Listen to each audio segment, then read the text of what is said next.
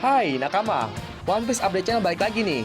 Pada episode kali ini admin mau bahas 5 kejadian tersedih selama manga One Piece berlangsung.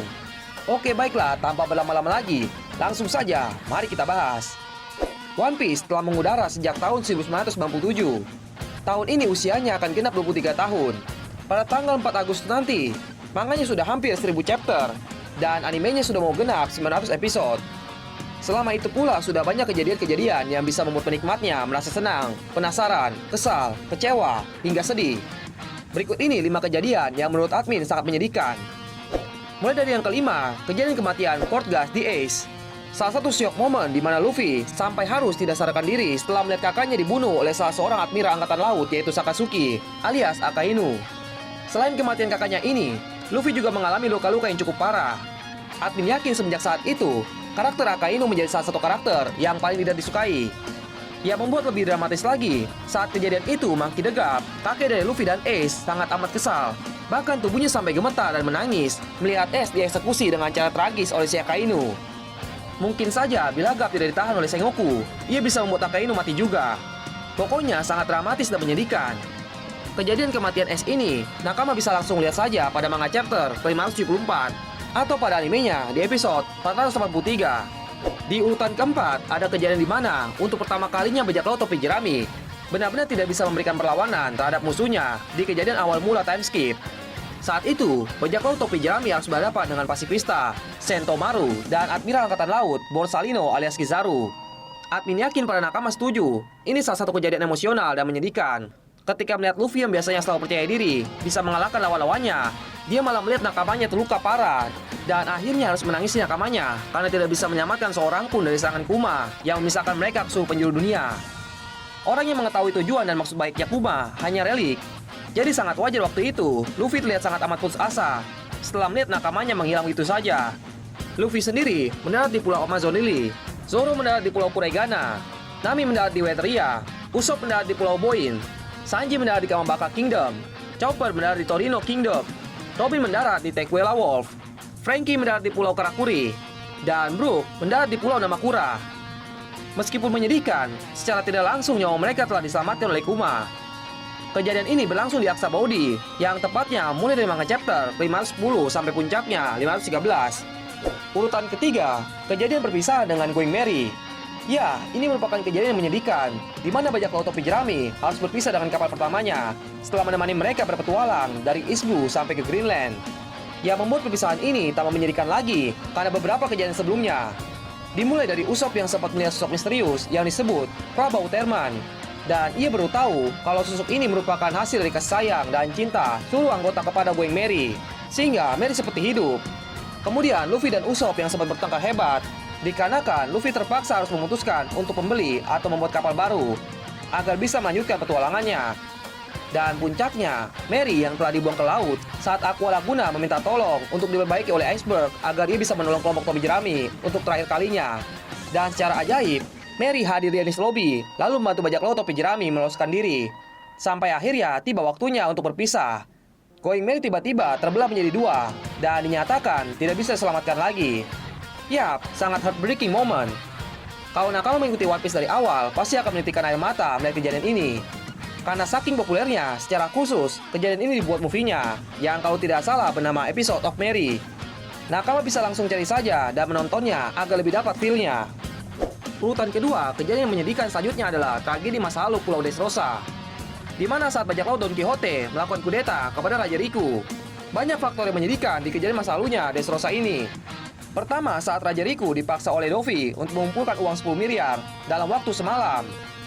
Raja Riku memohon kepada para warganya agar memberikan uang kepada para prajurit yang sudah ditugaskan untuk mengumpulkan uang tersebut.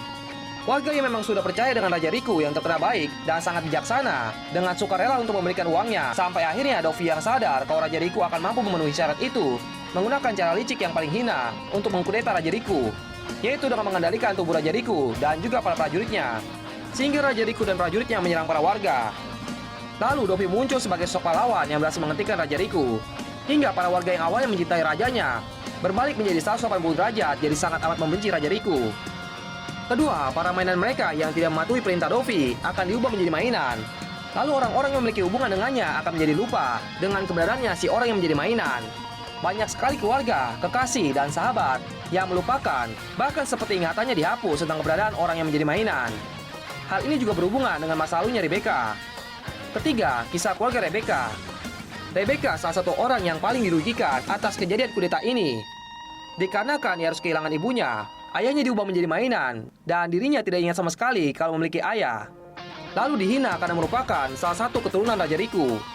Semenjak kejadian kudeta itu, Rebecca harus hidup berpindah-pindah tempat sambil ditemani oleh ayahnya yang berubah menjadi mainan, dan sempat diculik juga. Hingga pada akhirnya Rebecca dijadikan salah satu petarung di Kolosium. Saat menjadi petarung pun, dirinya selalu dihujat oleh para warga yang sama sekali tidak tahu kejadian sebenarnya. Dan Rebecca juga harus bertarung dengan peralatan seadanya. Yang terakhir, perbudakan suku Tontata. Mereka para kurcaci diperbudak habis-habisan oleh Dovi untuk bekerja di pabrik Smile-nya. Itulah rentetan kejadian masa lalu Dressrosa. Kejadian seperti ini, nah kamu bisa langsung lihat saja di anime arc Dressrosa. Salah satu arc yang menurut admin paling komplit. Ada suka dan duka yang jelas memainkan hati penonton dan membacanya. Dan sebelum masuk ke urutan pertamanya, ada 3 kejadian juga yang tidak kalah menyedihkan dan bisa membuat hati para nakama bergetar. Kisah masa lalunya Chopper. Ya, bisa dilihat pada movie-nya yang bernama Episode of Chopper, Bloom in Winter. Kejadian ini menceritakan masa lalunya Chopper saat dirinya diasingkan dari kelompoknya hanya karena ia memiliki hidung berwarna biru. Dan dia pun memakan buah iblis. Selanjutnya ada kisahnya Fisher Tiger yang berjuang untuk menghapuskan diskriminasi terhadap ras manusia ikan. Naasnya ia malah harus terbunuh karena kemuliaan hatinya yang mau mengantarkan koala kecil kembali ke kampung halamannya. Selanjutnya ada juga kematian Corazon, orang yang sangat dikagumi oleh Lau. Ia rela berjuang untuk menyelamatkan nyawa Lau meskipun harus dibayar dengan nyawanya. Urutan pertama sebagai kejadian yang paling menyedihkan, yaitu kejadian atau lebih tepatnya disebut tragedi. Tragedi Buster Call yang dialami oleh para penduduk Pulau Ohara. Tragedi ini menewaskan hampir semua penduduk Ohara, kecuali seorang anak kecil yang bernama Nico Robin. Hanya karena keadilan mutlak yang digunakan untuk kepentingan sendiri, Pulau Ohara menjadi rata dengan tanah. Kejadian ini merupakan bagian pilu dari latar belakang atau masa lalunya Nico Robin yang menyedihkan. Sejak kecil, Nico Robin hidup sendiri karena ditinggal oleh kedua orang tuanya yang berprofesi sebagai arkeolog. Ia menumpang tinggal di salah satu rumah kerabatnya. Namun ia diperlakukan cukup buruk dan hampir tiap hari ia merasa kesepian. Untungnya ada para arkeolog Ohara yang meneliti di perpustakaan dan merupakan teman orang tuanya Robin. Dia mau menerima Robin dengan hangat. Disitulah Robin mulai belajar tentang sejarah sampai ia mampu membaca tulisan yang tertera di poneglyph. Suatu hari, ia bertemu dengan seorang raksasa, mantan wakil admiral angkatan laut yang bernama Jaguar di Soul. Robin pun berteman dengan Soul dan diajari untuk selalu berpikir positif dan gembira untuk melupakan kesedihan yang sedang ia alami. Sampai akhirnya, hari H tragedi Ohara pun tiba. Robin yang belum pernah melihat orang tuanya akhirnya bisa melihat ibunya juga. Tragisnya lagi, di hari itu juga ibunya yang selama ini ingin sekali ia jumpai harus mati di depan matanya. Lalu para sahabatnya yaitu peneliti Ohara pun harus dieksekusi mati juga. Dan sahabat barunya juga harus mati. Semua yang ia sayangi hari itu direnggut nyawanya oleh pemerintah dunia. Dan tidak hanya itu, semua penduduk yang sebenarnya bukan peneliti atau arkeolog harus kehilangan nyawanya juga. Karena pemerintah dunia menganggap seluruh warga Pulau Ohara bersalah. Entah ini keberuntungan atau malapetaka, hanya Nico Robin seorang sajalah yang bertahan hidup. Saat pemerintah tahu ada seorang bocah kecil perempuan berhasil lolos dari tragedi Ohara, mereka tidak tinggal diam. Dengan kekuasaannya, pemerintah dunia membuat sebuah fitnah dengan menyematkan titel Akuma no Ko atau Anak Iblis. Sejak saat itulah, Robin kecil yang sebatang kara mulai diburu oleh para bounty hunter karena kepalanya ini dihargai 79 juta beli. Sungguh menyedihkan dan memilukan bukan masa lalunya Rico Robin. Nakama yang mau melihat atau membaca ulang kejadian ini berlangsung pada manga chapter ke-391 sampai 398.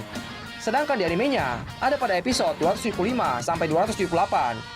Oke, baiklah, sekian dulu untuk episode kali ini. Bagaimana nakama? Sudah ada yang penasaran untuk nonton ulang atau baca ulang kejadian admin sebutkan tadi? Tadi itu semua opini admin ya. Mungkin nakama ada yang punya opini lain dengan daftar yang berbeda. Bisa saja kalian langsung komentar di bawah video ini. Terima kasih banyak kepada Eiichiro Oda sang kreator One Piece.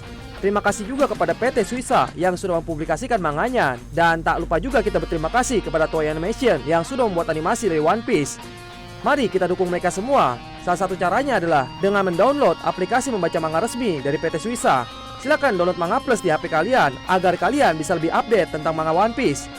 Bagi kalian yang tidak mau repot mencarinya, linknya ada di deskripsi di bawah ini. Dan jangan lupa subscribe, like, dan share video yang ada di One Piece Update Channel agar kita bisa terus semangat upload videonya untuk kalian semua. Sekian dan arigatou nakama.